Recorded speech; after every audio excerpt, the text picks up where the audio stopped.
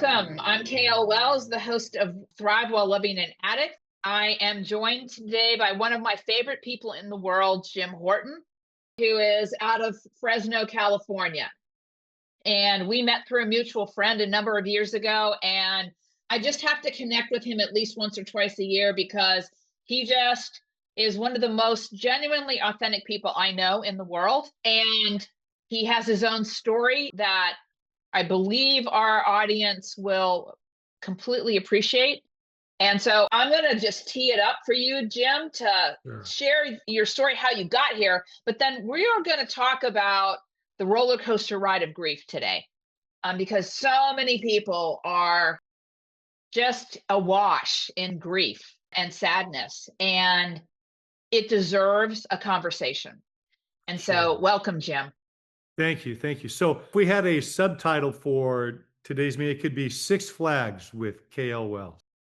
Right? The roller Yeah, coaster of grief. Yeah, great. right. There you go. And KL, let me say also, it is one of my favorite times. Whenever we get done talking, I always feel like I had the best hour of therapy session that I could ever have all year long. So I just love you so much and Mhm. appreciate the connection that we've been able to make over the years. Absolutely. Um, Yeah. So, just a brief synopsis of my story. And so, this is being taped the first week in December. So, we just came off of Thanksgiving. So, just because the nature of the time of year, this month between Thanksgiving and the first week in January is absolutely still the toughest for me. So, we lost Zach. It'll be 6 years, January 7th. Yeah. And he was 19 years old and had struggled. I mean, I'm guessing 2 or 3 years from the time he first started using till the last year developed an opiate addiction and then spent 9 months in and out of treatment and sober living homes and really in his recovery journey. And then sadly, as so often happens under circumstances that we may never understand all of it, decided he needed one more run. Hmm. Right. And how often I hear that, in the rooms or people that I talk to that are currently in recovery and what that looks like. And again, he wasn't the seasoned 35 to 50-year-old addict. He was 17, 18, and 19 and Hmm. was still figuring it out. And I think in Zach's recovery journey, especially being that young, he spent those last 9 months, probably 7 of them, denying that there was a problem. Now, it was real easy for me while Zach was going through this and in the tough love group that I was a part of to see things through the lens of older people that have been in recovery a long time or dealing with it a long time, to see Zach's issue not from a teenager that didn't have any Hmm. life skills with able to handle it, but through the lens of older adults that said, well, this is the way it's got to be taken care of. This is the way it's got to be handled. And it's only been since then, in the last 6 years, that I've dug in deep and I've learned so much about Right. how broad recovery is, right? And the thing that's so hard is that Zach really was doing great, and Zach really was finding his way through. And he was still a teenager, and in a lot of ways, still 15 or 16, because that's when Hmm. he first started using, Right. and had felt like there were no options for him, that were left. And frankly, yeah, and we had taken them all away because that's what we were told to do. Anyway, Hmm. so that's some of the past trauma now that I deal with and that I'm always looking with. And please remind me to come back to this later because in the work that I do now, and I'll say, so since Zach passed, his mother and I have started the Zachary Horton Foundation. And so for the past 5 years, we've been working diligently just to spread a message, which started out being a message of awareness, which was more really just a message of our grief. The Yeah. first year, that's all that I could get out. That's all I couldn't see past anything Hmm. really for year one to year two. And now it's morphed into a message of awareness, a lot of fentanyl awareness. As popular as that is now, that is certainly the thing that people want to talk about. Our Yeah. mission is about ending the stigma of Hmm. addiction because Hmm. I believe wholeheartedly that that's what caused the great denial that my wife and I dealt with. That's Hmm. what causes people to resist sharing the pain that they have where they could be getting help is that stigma. And frankly, Kale, for people that are in recovery, that stigma keeps them from telling their story. I honestly believe that, I mean, there are millions of people in recovery, but because most of them go to meetings that have anonymous tag to the back of it, we don't tell our story. So then no one else is able to see themselves in our story and to get help. Can you imagine if everyone that had ever had cancer in their life just kept it a secret and never talked about it? Oh, yeah, they did that back in the 50s and 60s and they just died. Right. Yeah. Right. And Yeah. now that's not the case. That's not the case. My wife says to people at work, hey, I got my mammogram test. I got to leave work. It's out in the open, right? So we know how to do that. We have not made that leap yet, in my mind. Yeah. And that's where I push to be so open and to really bring that to the forefront. Absolutely. I mean, you've said several things that I think are really profoundly important for people to hear. One is the landscape of recovery is wide, and what it looks like for teenagers versus early adults versus mid adult versus later adults is really different. And we don't know what we don't know as so much of the time. And the reason I do this podcast is because there are so many parents and people who love people that are dealing with addiction that aren't willing to tell their story. And so they're walled in with shame in catastrophic ways. Yes, that's exactly what kept us from seeking out help. Once we knew we needed help, it locked us in, it paralyzed us to the only voice we heard, we just latched onto it. So we didn't do any other research. And unfortunately, lived now. And when when we first sought help for him, and I Googled, because 30 years ago, I worked in rehab.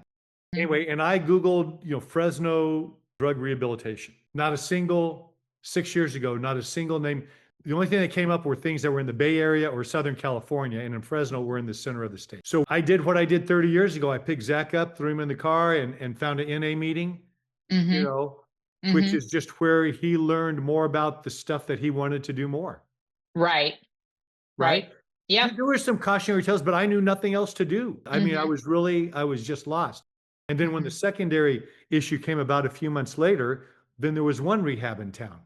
And that's where he went. There was one parent support group that was available. Now, since then, I've learned that the county had a lot of programs, but we're not county people. We have private insurance. We live on the good side of town, right? Right. So Googling county stuff never was even in, I mean, since then, I've learned how much help might have been possible. Right. For Zach. And so that's the first thing to your audience. If there's parents that are on there that are still struggling with what to do, look at your county, city and county resources. I mean, that's what our taxes go for. And there are things there that are just unbelievable. Now, are they overworked? Is the population so big? Hey, and the hardest thing is to get over that, well, that's not me. That's not my kid. I don't look like that.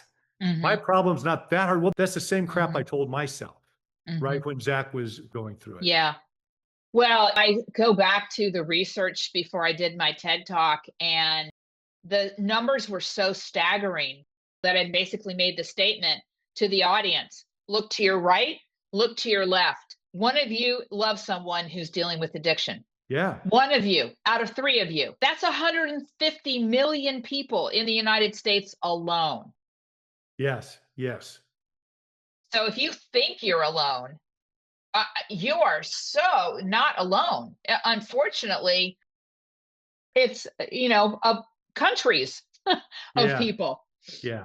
And I think I think one of the unfortunate things about that, even knowing that, again, the stigma is so powerful that as a father in my late 50s, I still felt that I could somehow control the outcome. Right. Or that I knew. And if I didn't know, by God, I should know, because I'm the dad.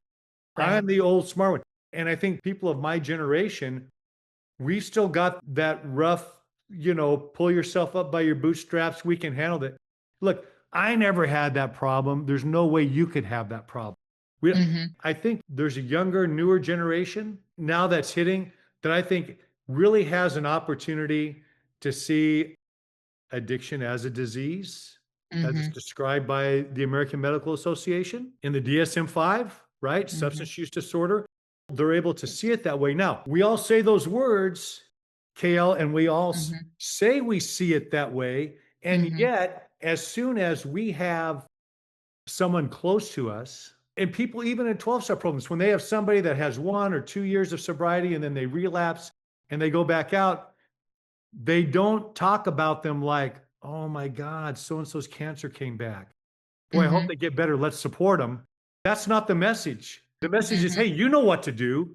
Until Hmm. you're ready to help yourself, it ain't going to matter. That's the message then that we, right, that we throw at them. It still hasn't permeated our culture the way it has some other cultures, Hmm. right? That Hmm. where we Hmm. see decriminalization having a great impact, where we see it being treated as medical issues and there's support and there's love that's around. I still see we have a long way to go, but I do believe a younger generation has the ability to make that, they can make that step. For sure. And contextually, I want to share with the audience that my brother was a cocaine addict and I got him into rehab 40 years ago. And at the time, as I shared my story, nobody had a story or they Mm. weren't sharing their story. And fast forward 40 years or even, 35, when I tell my story or Patty tells the story, we have more and more people who say, yes, I lost a son, or Yeah. yes, I lost a daughter. And so as we're talking about this, Jim, it almost feels like we're skipping over the possibilities of recovery because we haven't figured it out yet in a way that it doesn't square up with pull yourself up by the bootstraps. Because what we know on the other side of this, and I have a different outcome than you do, but we're in the same place, is that community is absolutely mission critical. It is absolutely imperative to be able to hold you in the space of, okay, let's shorten up their recovery time. I mean, with Sam, I went through it 12 times with him, and we relied on community and county resources because I had already been drained financially. And so every time was shorter, every time was another level up, every time he took some skills or knowings with him, and he made the climb. And so to be there for the climb, to love him no matter what, these are all really important things to keep in mind in terms of the journey. And it may not end well and still maintain that level of, I'm going to talk about my story, I'm going to find my community, I'm going to love him or her through the journey of it all. Yeah, I think that's it exactly. And again, I mean, just, what a tremendous outcome and tremendous insight, KL, that you had as your son continued to struggle. And like you said, but would take a little bit of it with him each time. And having that awareness, I think is because I felt because I didn't have the knowledge and I hadn't educated myself in the 9 months that Zach was struggling with his recovery, every time there was a relapse, I could find no positive Right. in that. And Mm-hmm. so I thought that it was a greater failure for him and was happy to tell him that. Yeah. Right. Yeah. That's a story I was happy to share because I was holding his feet to the, feet to the fire. And I get it because we were damaged. We were Mm-hmm. hurt. Absolutely. And Yeah. this And is this so, is the only disease that the family, I'm not saying it never happens, but I can't imagine someone who has diabetes comes and steals from all of their family members regularly, right? mm-hmm. That disrupts every Thanksgiving and Christmas to the greatest extent that you can't imagine. Or because of their diabetes, they end up with a DUI on your birthday, right? Or, Yeah. or whatever it is. And so those things hurt so much and it's hard for us to see it. I see it so clearly now. Right. Exactly. And so what I want to give to you, Jim, because I love you and I care about you, is you had a short amount of time. I had decades because my mom was addicted to prescription medications. My brother was a cocaine addict. My ex-husband was an alcoholic. I had been doing work for decades. And still, with Sam, it cracked me wide open in ways that I had no idea I could get cracked that wide open or to that degree or those levels or whatever. I still had more to learn, but I had done enough work to know the story that most parents tell themselves is we should control it. We should be able to fix it. We should. And that is complete and utter bullshit. The sooner we can get over that lie ourselves, the better off we're going to be able to figure out who do we need to be in the midst of their journey with addiction. But also, we have a parallel recovery journey to do. I was just going to comment on that, Kale. And the key is, even once I get to the point where I understand that, well, what do I do now? How do I survive this now? I can tell you, even in my foundation, I rely, I would say probably 90%. I have one part-time employee. I have a whole bunch of volunteers. Mm-hmm. Over 90% of my volunteers are all in recovery. Right. And most of them, because when they're excited, they're maybe a month or two out of medical detox, Mm-hmm. out of inpatient, Mm-hmm. right? And they Mm-hmm. want to be of service. That's what they're Mm-hmm. told. And they are on fire. For them, they are living their best life Yeah. right Mm-hmm. now, better than they have in years and years. And that also means that oftentimes they fail greatly because they are a month or two right out of medical detox. Right. They still haven't developed any skill sets, right? They know how to get to a meeting. They're still going to outpatient treatment. They're still learning the skills that's going to hopefully keep them down, down a path where they're going to succeed later. And now they're working with me. So, and in my mind, I have this mindset where I know these are the people I want them to feel that. I want to support them, right? So Mm-hmm. I'm all about supporting people. When I get someone excited Mm-hmm. to come in, I'm Mm-hmm. all about supporting them. And then as soon as inevitably there's a mistake, there's something that happens. I tell some of my volunteers now that are managing events, you have Mm-hmm. volunteers. They're just not going to show up sometimes, right? I mean, I'm Right. at the point where I know that now because I've had 4 years, and Yeah. I get to Right. tell them they're just not going to show up, and that's okay. The fact that they wanted to show up was huge. Let's Right. take that win, and I Right. walk them through it. But when those problems escalate to me, and Mm-hmm. all of a sudden I still feel hurt and I still am managing some negative emotions at times when things don't Mm-hmm. work out the way that I know that they could. And I even know why now, but I still Mm-hmm. don't. I often say I belonged to a church for some time that was really involved in social justice. And we did a lot of work with the unhoused, and we pushed the city and the county to bring more funds there. We all wanted to help the unhoused until they pitch a tent at the back of my house. Right. And my heart still wants to help. But if I'm honest, I've got to say, yeah, I want them to help. I just don't want them in my backyard. And all the trash and drama and everything. And that's an analogy for, again, how I feel sometimes, even, and again, just transparently, that's how I feel, even in my foundation. And for me, I know that is never going to end for me, because this is going to be a work that I'm going to do forever. What I hope to do, and you said it earlier, that you've had a lifetime. I hope, and I know that I'll continue to grow. I'll Mm-hmm. continue to develop skills. And that's a commitment that I make to myself. There are times, like last week before Thanksgiving, I can't find it at that time. I can't find it. And in those periods, KL, when I can't find it, for a moment, I'm back in that first year of grief after losing Zach, and I don't think I'm ever going to find it. Right. If I make it a couple days past, I can start to say more positive things to myself and work my way through it. I don't know what the answer to that is, because the grief groups that my wife and I co-facilitate with the local hospice group here in town, those are people that are fresh into their grief and into their trauma. So while we've shared some experiences, many of them haven't had the experience yet where you think everything's going to be okay and then it's not at all. And wanting to figure out how to navigate that for the next time, I think, is my growing edge right now. And I haven't read a book about that.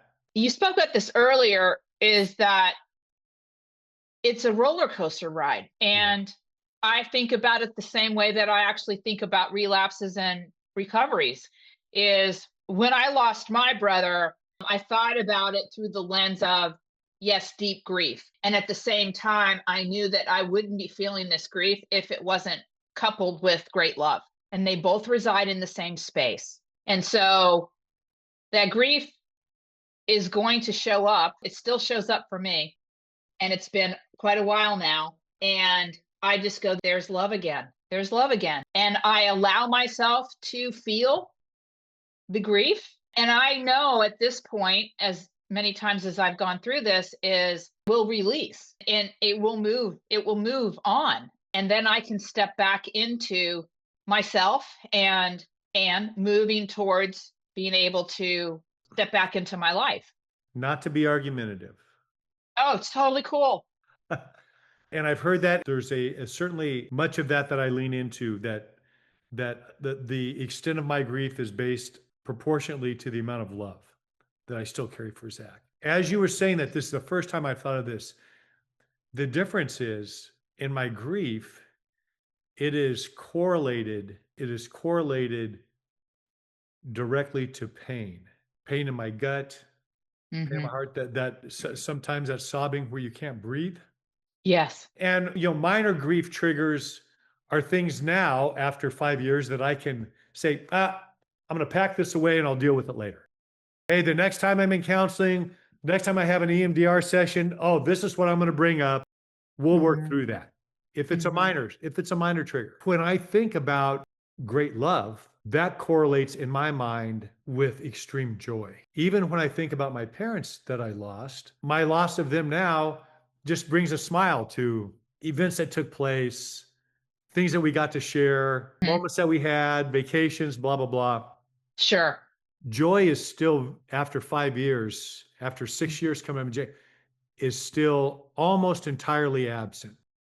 The only difference that I can say is that I remember in the groups that I attend every week for 5 years, holy cow, I remember saying in year 1 and 2 and 3, I'll never feel joy again. There's nothing that I'm remotely, Zach passed in January. By August or September, I'd lost 45 pounds. Yeah. I was a little overweight, but I wasn't. I went from 205 down to 165. And it wasn't because everything changed. Sure. Everything changed. I'm at the place at about 4 years, 4.5. I started a couple of years ago making myself, I used to golf 3 or 4 times a week. I started and a couple of years ago, I made myself start to go back once a month, every couple of months, because I wanted to spend time with my friends. I still didn't enjoy golfing, but it wasn't torture. But I did enjoy spending time with them. And I thought that could be a gateway to me being able to have some kind of experience, some happiness or some joy. And I can tell you now, I've been on, I'll get my fifth wheel, I'll go camping, I'll take a little trip, I'll do some sailing in the summer. I can now go out for half a day and have a good time. So while I don't feel like I'm experiencing joy the way that I used to be, just a happy guy. Yeah. I was a life of the party kind of guy. While I'm never not anywhere close to that, and I don't know that I'll ever have those extended periods of joy where I can say, hey, I've got joy in my heart. I don't ever see that happening, but I'm at least at the place now where I can, while I completely engross myself in a movie, in a hike, in an activity for 30 minutes to 3 hours to 4 hours, I can find some relief, or I've trained my mind to somehow let go of everything else. Now, as soon as that's over and I'm on my way home, or as soon as there's anything else that happens, I can dip, right back into it. But I just want the people in your audience to know that if any of them are struggling with that, I'll never feel joy again, they're not wrong in how they feel. What I would tell them is that if, again, I've done a lot of counseling and a lot of work on myself, right? And I think with some work, you can get to the place where you don't have to live in abject misery every moment of every day. And you might find some periods of time, hey, I had a good time today. Now, if I can learn how to transfer whatever that structure is to other events, is there a point, because this year we've had over 70 events. right? That the Wow. foundation has done, and Hmm. a lot of that because I have a lot of volunteers. But is there ever a time when I can go do an event and I could transfer that, and even with the topic of being as painful as it is, still come through with it being somewhat joyful or just not Hmm. miserable? I mean, I don't know. I mean, Yeah. Yeah. it's something to Well, look forward to. It's like I tell people now, before it was just a black tunnel, and now there is a light at the end. I don't know that it's an mhm. oncoming train or if it's, but, and the tunnel still may be way, way, way long, but there's something happening now that wasn't happening before. Right, right, exactly. And I mean, just the way that you are describing this for yourself is your experience. And so I want to be really clear that grief looks different. There's a big landscape For of how everyone. we're all going to have our journey in grief. Yes. And so I'm just sharing my experience, and you're sharing your experience. And so there is no right, wrong, good, bad in any No, of no, this. no. It just is. I think Um, that the thing that was frustrating is not the right word, but it's the correct feeling. With all the counseling and therapy that I did, the therapists were always very careful, almost to not give me hope. It's not, it's almost like when you go into the doctor and say, well, we can't make any progress. It was almost yeah. like that, to the point where they never really even told any stories of people that have recovered successfully. Th- That's Oh. that's not part of our sessions. Are more about inviting people not to be in denial and to really lean into their pain Hmm. and to work through it. And I so see the value in that, Hmm. right? And so now that I'm starting to feel some level of, I'm not going to call it success yet, but Hmm. I want people to know that, especially at 1, 2, or 3 years, if you're feeling like you're never going to get out of it, that's right where I was. And Hmm. your experience may be different, but what I'm telling you is it can change. There, Right. I want to tell you that there is some hope. It's not as good as I was hoping it would be, but you know what? Right. But maybe next Yeah. year, Gail, maybe Yeah. next year Hmm. I'll come on and I'll say, Hmm. wow, I'm a changed Hmm. man. Yeah, yeah, Yeah. I mean, that's the journey of it all. We just don't know. yeah, But what I so appreciate about you is your authenticity in your journey, and you're still on it. yeah, yeah. Thank you. Thank You're you. still you're still on it. As am I. It just mine looks different than Yeah, yours. yeah. Well, and I think that's that the important for me. Again, I had a real bad day last week. Those may only happen now once every month or two, but they still happen. But the key for me is that is just what you say, is that I stay in the journey though. I may have got lost when my waves went down. I couldn't find, but now it's back up. And now I'm back in there. And so I don't have that feeling that at the moment I may feel like I want to give up, but that's not part of my mantra. And let me just say, let me segue a little bit and then bring me back if I get too far out. I think we had this conversation last time. I'm really exploring more and more, and I want the young people I work with in recovery to think about the recovery journey the same way, is that it's a journey and it looks different than everybody else's. Right. I spoke to a class at a city college the other day, and these are all people that are, working on their substance use disorder certificate. So about Hmm. 80% of them are in recovery themselves. Right. And what I caution them is that I believe that, because I've seen this a lot. So this is my life experience. I always tell people, just because I say it doesn't mean it's true. It means it's what I've discovered for me, Hmm. right? Yep. What I've seen a lot in counseling is that whatever your recovery journey is, and to you, there's nothing more important than that, that becomes your gospel. And in the early days, that's what you believe. Everybody needs to have Hmm. that same experience.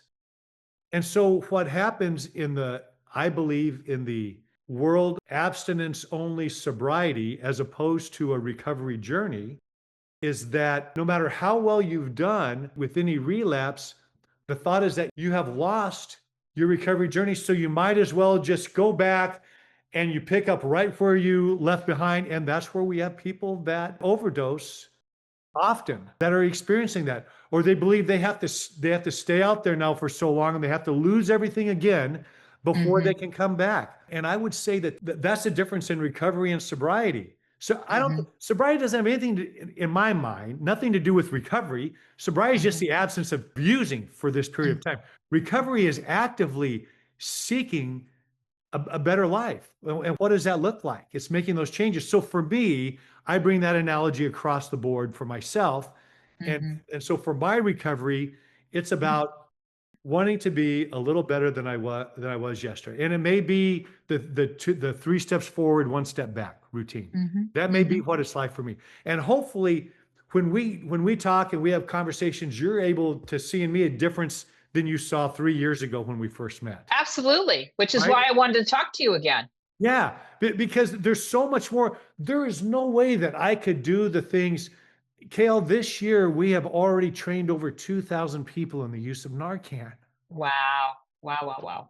Mhm. Over 70 different events that our foundation has done. Mhm. Being able to speak in schools and to touch people. Has there still been pain along the way? Yeah. Is there any way that I could have done or been part of any of this 4 years ago, 5 years ago? No, no way. No Mhm. way. I mean, I couldn't even put a coherent sentence together, right? Right. So I mean, so I see when I look back in my dream, I see how far I've come. I see the Mhm. progress looking back, Mhm. right? Mhm. It's when I look forward and I start with those mind trips that say, well, I should be doing this, I should be doing Mhm. that, I should that's the danger, that's the danger zone, Mhm. Yeah, right? for sure. Yeah. And that's why I say parallel recovery because it's the same story for somebody who's dealing with, recovery. And so being able to have perspective um and see the what I would call the micro successes that build Yeah. to the macro successes is so important. And I think we all can learn so much from that just in the human journey is to Yeah. give ourselves more empathy and more credit and more grace just in the human journey, period. And I have a client who is in recovery from a number of addictions, and he's also a business owner. And so he had a relapse, but his relapse was like so much shorter Right. than what it used to be. And so it's this up, and he Yeah. still keeps elevating. But he's Yes. also Yes. added me to the equation of support that I can say, okay, so now what are you going to do? I'm here for you. And let's map out the formula for recovery.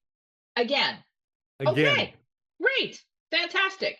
What do you know now that you didn't know then? Right. And also is we have to remember, certainly with drug abuse and alcohol, is the brain has to heal. And that can take a number of years. Right. And so, when people say to me, well, why don't you have Sam on the show? And I was like, well, he's 2.5 years at this point. I'm kind of waiting for that third year Yeah. for when his brain is much more back on track and his whole being is healthier. Yes. Yeah. Well, and again, what a parallel that I never thought of before, but just that journey, and again, to my journey, right? About my brain healing, right? And getting back. And that's a reason for parents who have children that are still struggling, or Mhm. someone who's lost somebody. That's a good reason for us not to beat ourselves up. We're still healing. We're still healing. Now, I want to comment about something that you went back about your client had the relapse and they're back. But now he has someone helping him with a game plan to go forward. In business, we have coaches that help us get over stagnant spots and we Yeah, move forward, that'd be me. right? That'd be Yeah. you. In athletics, we have coaches with whatever sport that we're working that help Mhm. us achieve and move to the next level. So Right. that's the other thing that I'd say. If you're experiencing heavy grief, or if you're in treatment at all, or if you're in recovery at all, you need to have that support. Now, I'm Mhm. not telling you what that support needs to be. There's a lot of different Mhm. places.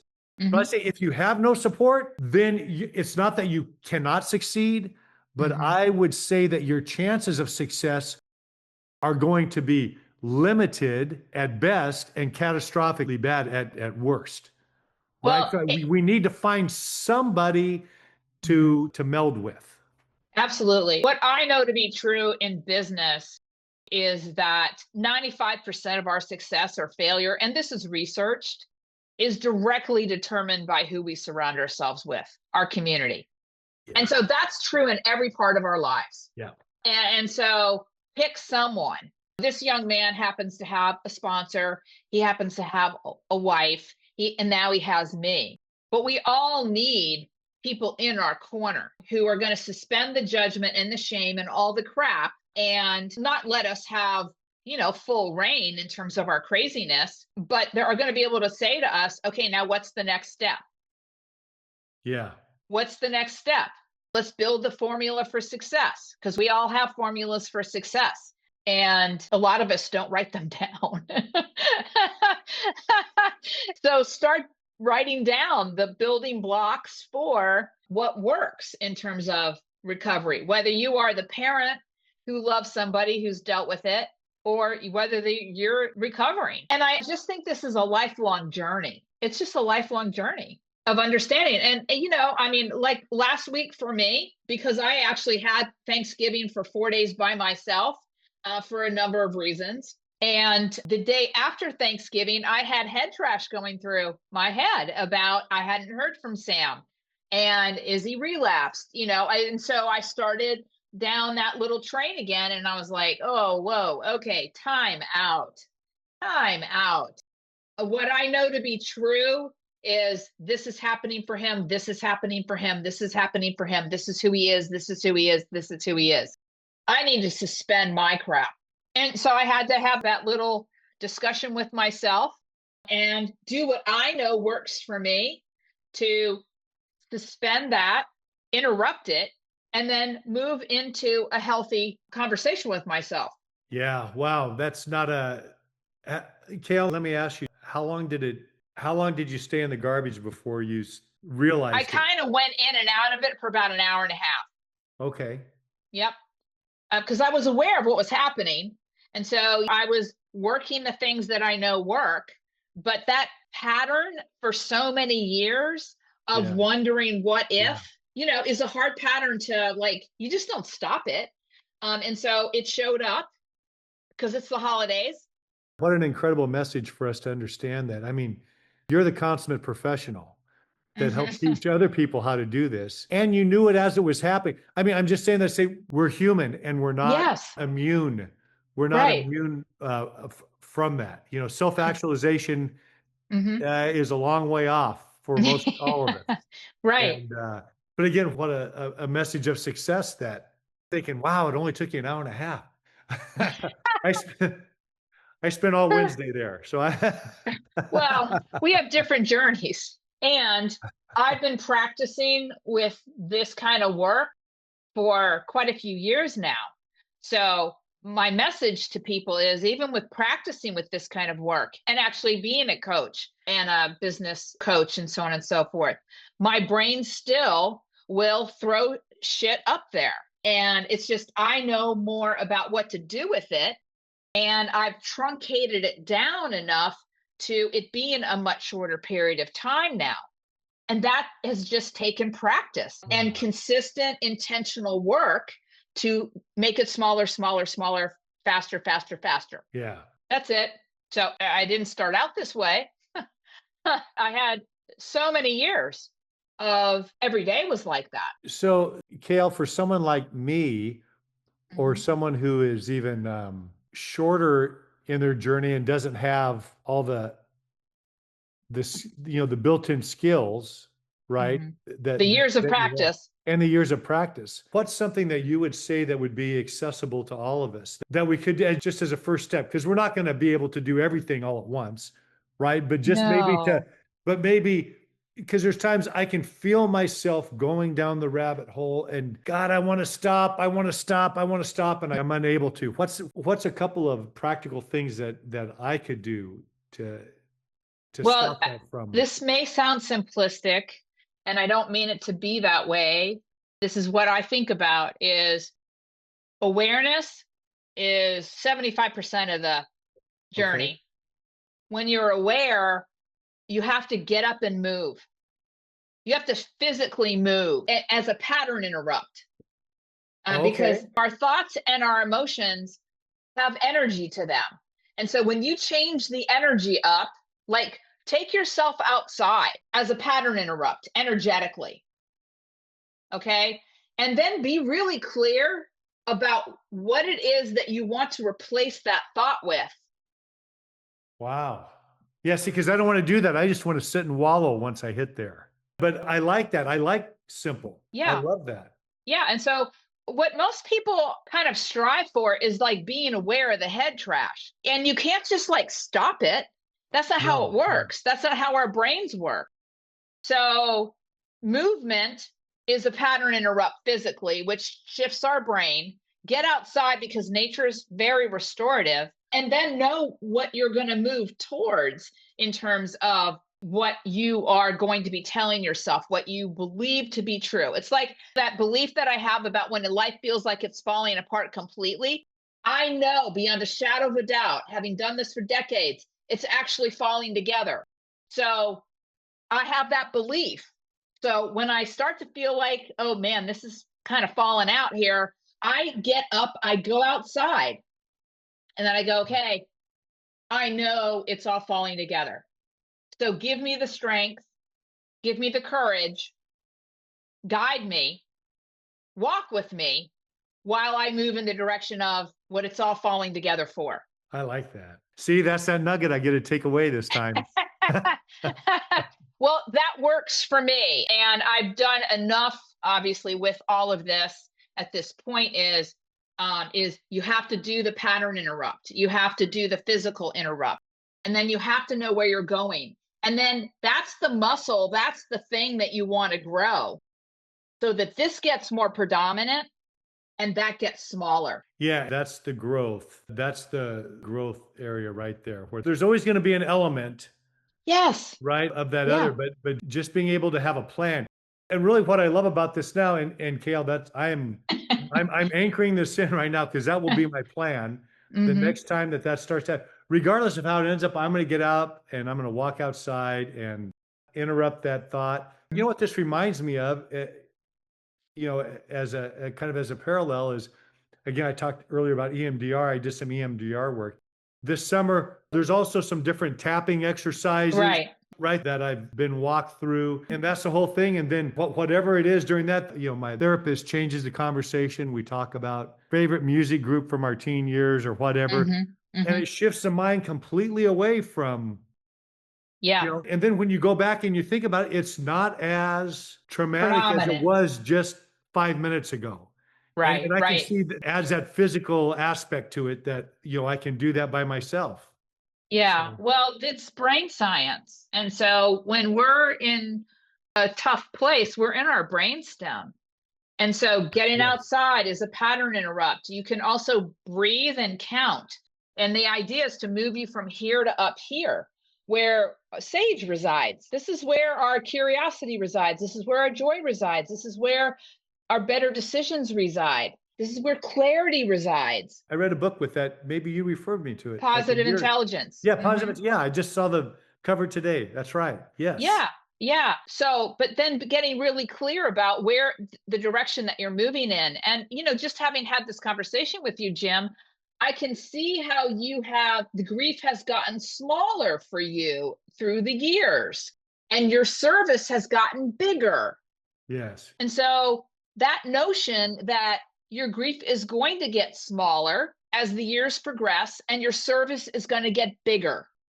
And as long as you're still in the game, as long as you are still about contribution and changing lives, that gets bigger and bigger and bigger. And the grief is still going to come. It's just going to come and move out faster. Yes. Well, I like that. I like the thought of that, of the possibilities of that, right? Yeah. Yeah. Yeah. And I foresee a day when you and I have a conversation and you are actually able to speak to joy. That'd be nice. Yeah. Well, our audience, if they're watching this, they can see you lit up right now. And for me, that's an expression of joy. You may not name it that way. Right. But I see the joy in you. So I'm going to just take your word for it. Great. I trust you. We'll just keep talking. See, when I can't trust myself, I'll trust you. So I just want to say for our audience, because we do need to wrap this up, is everybody has their own journey. Jim's told parts of his journey today, from just darkness, as dark as it gets, to more light. He can actually see at the end of the tunnel now. And I know, and he touched on it a little bit, the reverberation of lives that are being transformed because he exists in the world is tremendous. And I have my own journey. And so I'm just encouraging everybody who's listening today is hold on to hope, stay in the game, be willing to do the work, because each one of us has spoken to having a coach, having a mentor, having a group, having a counselor, reading, talking to people, so on and so forth. There is a path towards laughter. There is a path towards happy. There is a path towards joy. It's not going to happen all at once.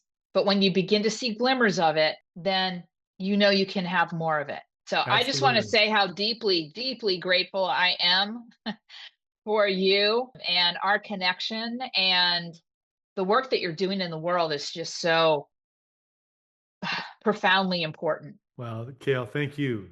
Thank you so much. You are, again, what an incredible opportunity 3+ years ago when we met. And yeah, I love every time we have a chance to reconnect. Absolutely. Me too, for sure. And so we'll do this again next year. I'll look forward to it. Okay, to our audience, remember, this is your journey. You have the agency. Take the steps, keep taking the steps, keep walking the path, and hopefully you took some nuggets from today's conversation. So blessings to all of you during the holidays. Keep doing you.